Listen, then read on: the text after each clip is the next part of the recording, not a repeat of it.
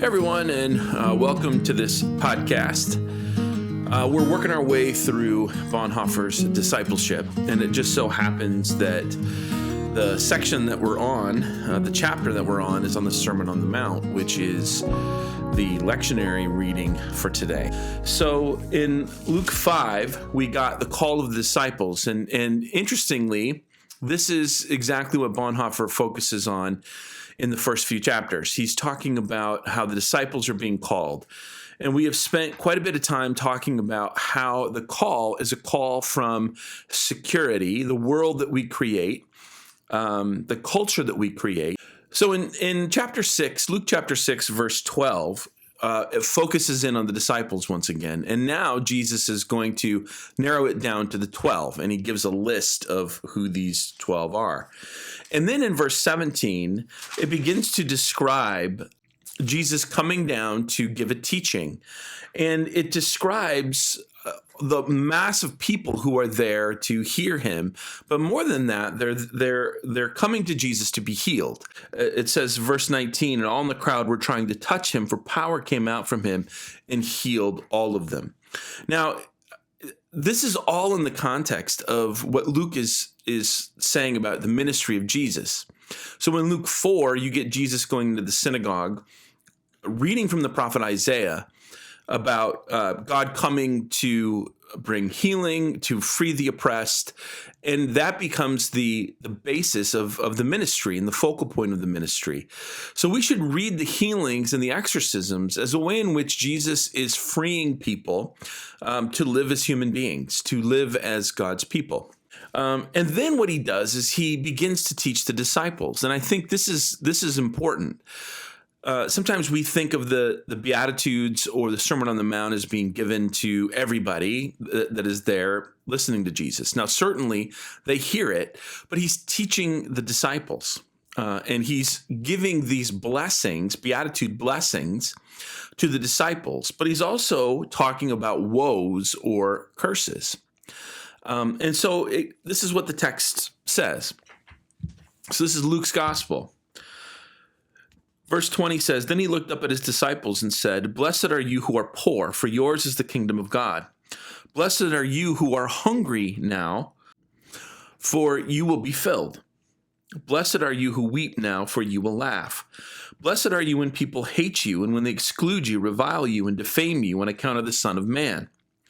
Rejoice in that day and leap for joy, for surely your reward is great in heaven.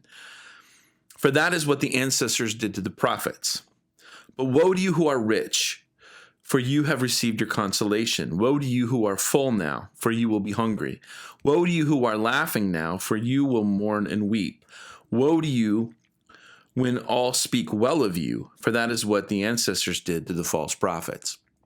So the blessing that Jesus is giving here reaches back into the Old Testament. It reminds us of the blessing that God gives to the people of God, Adam and Eve in Genesis 1 and 2.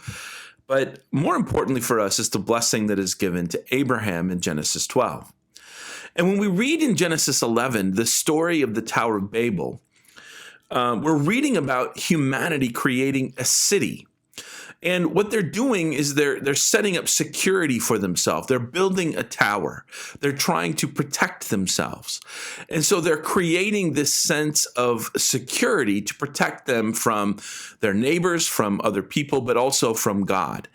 And in response to that city, that event, God calls Abraham and calls him to leave his home and calls him to come to the promised land, to the land of Canaan.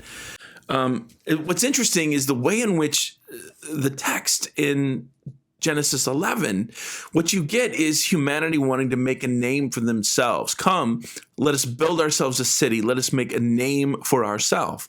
And then in chapter 12, you have God saying to Abram, I will make your name great. I will bless you.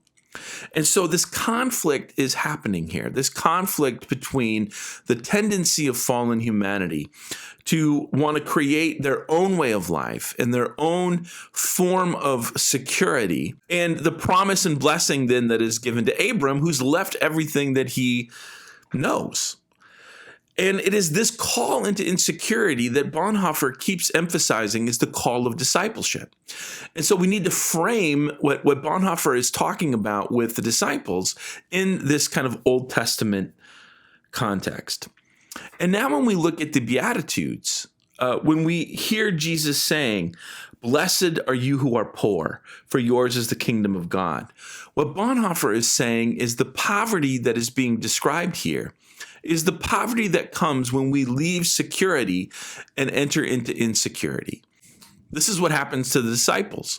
Bonhoeffer describes how they leave their nets, they leave their vocation, they leave what they know, and they follow Jesus. Levi leaves the table. He leaves his work as a tax collector, and he follows Jesus. The call to discipleship is a call to follow Jesus, which is a call out of security, out of our old identity, into a new identity that is ours now in the crucified Christ. And so when Bonhoeffer approaches the sermon, this is how he frames it, and this is what he has in mind. Now, the way that Bonhoeffer deals with it is to talk about three kind of characters. Number one, it is Jesus, the one who is doing the calling and the one who calls the 12 and then is going to teach them. He's going to give them this teaching or this sermon. And then you have the disciples and the apostles who are the ones whom Jesus has called out. And then you have the people. So they're all there. And what Bonhoeffer emphasizes is that the ones that Jesus is calling blessed are the disciples. Here's what he writes. He says, "Blessed are the poor in spirit, for theirs is the kingdom of heaven." The disciples are needy in every way. They are simply poor. They have no security, no property to call their own, no piece of earth they could call their home, no earthly community to which they might fully belong. But what Bonhoeffer says also is that this call, that this sermon, it is for the people.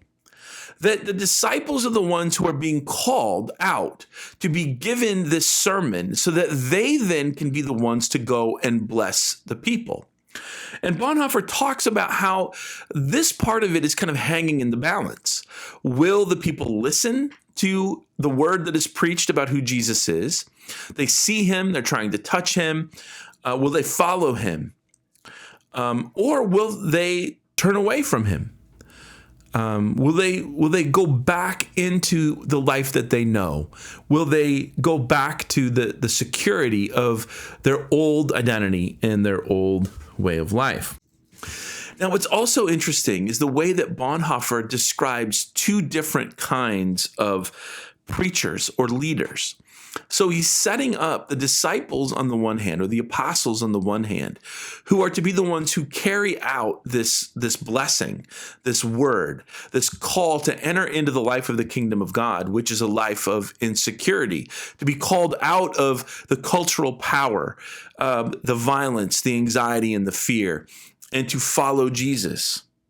But there are also those who are wanting to take God and the message of God and bring it within what Bonhoeffer refers to as their national identity, that they want to stay where they are. They want to maintain their religion. They want to maintain their cultural categories, their national identity. They want those lines to be maintained. And so Bonhoeffer writes this. It says, Jesus also knows those other representatives and preachers of the national religion, those powerful, respected people who stand firmly on the earth, inseparably rooted in the national way of life, the spirit of the times, the popular piety. But Jesus does not speak to them. He speaks only to his disciples when he says, "Blessed, for theirs is the kingdom of heaven." And so Bonhoeffer sees in the Sermon on the Mount this conflict that is being set up between the Tower of Babel, the cities that we construct, the nations that we construct, the cultures that we construct, and the kingdom of God that is breaking into this world, that wants to bring blessing and life and reconciliation grounded in love and grace. Now, the cultural context for Bonhoeffer is the National Socialism. And what he sees happening with the Nazis in Germany is that they are co-opting Christianity. In fact, there was a part of the National Socialist platform that referred to their ideology as this all-encompassing ideology, that the people wouldn't need anything more than what the Nazis provided. And one of the ways they describe this is as a form of positive Christianity. So they're co-opting Christianity and the religion of Christianity as a way to promote their national and cultural ideology. And there's a footnote here in Discipleship that comes at the bottom of the page for this next paragraph that Bonhoeffer talks about. So here's what Bonhoeffer writes. It says, here Jesus' blessing is totally different from its caricature in the form of a political social program. The Antichrist also declares the poor to be blessed, but he does it not for the sake of the cross, in which all poverty is embraced and blessed. Rather, he does it with political social ideology, precisely in order to fend off the cross. He may call this ideology Christian, but in doing so, he becomes Christ's enemy. The footnote at the bottom of the page refers to the party program of the National Socialists that represent Nazi ideology as positive Christianity. So Bonhoeffer is here speaking about what Jesus is doing in the context of calling the disciples, but now sees how this word is addressing his own cultural context. What does it mean to be poor? What does it mean to mourn and to hunger? And what he's doing is he's setting up the contrast between the type of religion that emphasizes power and security and the faith of following Christ, which breaks down all of these lines and all of these barriers and calls us out of the old identity into our new identity in Jesus Christ. Now, what's interesting is then he goes on. So poverty in this context is about insecurity. But then he talks about what it means to mourn. And he talks about how Luther translates the Greek word for what is blessed to mean to bear suffering. That this is what it means to mourn. That the mourning or the weeping, as some translations would talk about, is not just kind of persecution and so on, but it is bearing the suffering of the people.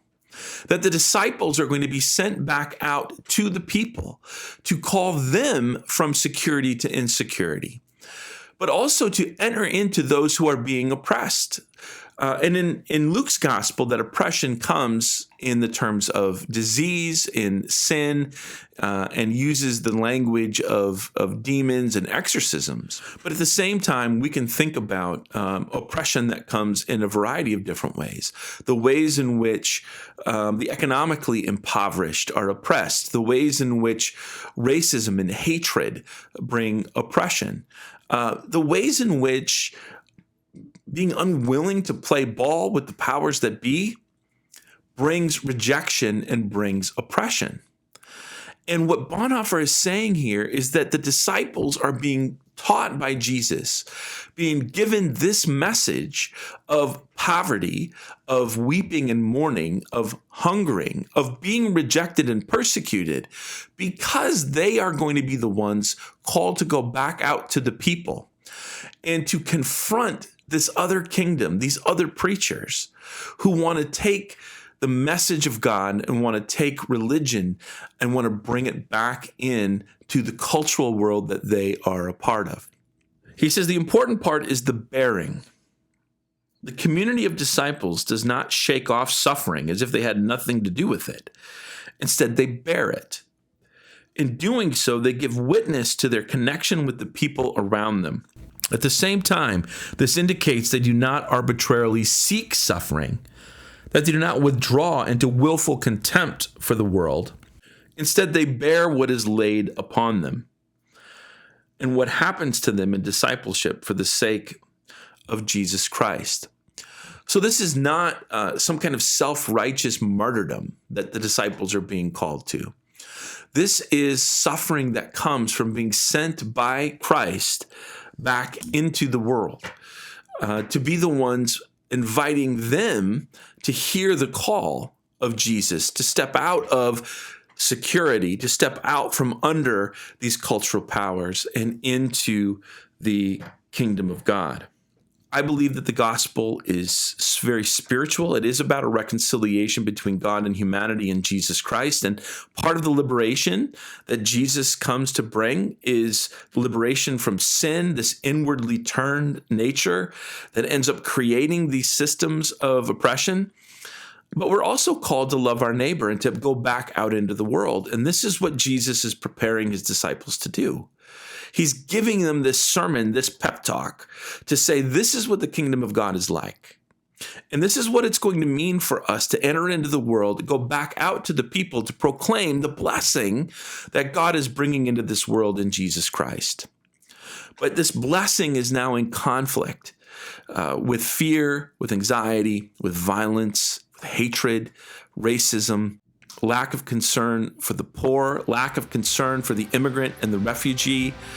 And again, if we go back into the Old Testament, we find God is creating a community that treats the outsider like they do their own people. What we need to recognize as the Christian community is this tension that exists in all of us. All of us have this innate desire for security. All of us have this innate desire to put up barriers that keep some people out and keep others in. That is the nature of sin. And yet what Jesus is calling us to in this sermon is to recognize that we're being called out of that security. We're being called out back into the world. And we now are being called to be the signs of God's love for our neighbor.